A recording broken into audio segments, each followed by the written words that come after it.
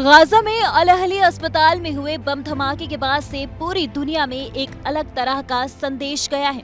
बम धमाके के बाद से वो देश जो फिलिस्तीन का समर्थन करने से कतरा रहे थे, वो भी साथ आने के संकेत दे रहे हैं। धमाके के बाद अरब और मध्य पूर्व के देश एकजुट होते दिख रहे हैं। सबसे पहले इजराइल के खिलाफ ईरान सामने आया था और अस्पताल में बम गिराने के बाद से भी जिसने सबसे पहले सभी मुस्लिम देशों को एक साथ आने की बात कही थी, वो ईरान ही है, जिसका असर अब देखने को भी मिल रहा है।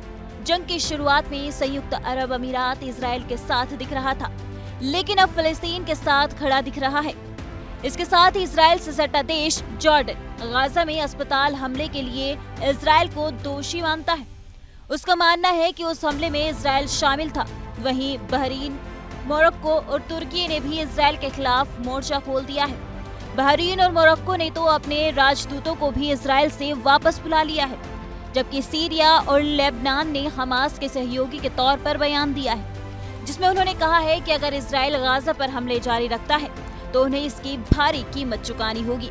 हाल अब ये हो गया है कि सऊदी अरब और संयुक्त अरब अमीरात के रुख में भी बदलाव देखा जा सकता है। जंग की शुरुआत में संयुक्त अरब अमीरात इजराइल के साथ दिख रहा था, लेकिन अब वो इजराइल की आलोचना कर रहा है और सऊदी अरब के साथ अपने मतभेदों को खत्म करते हुए आगे आकर युद्ध में मध्यस्थ की भूमिका निभा रहा है।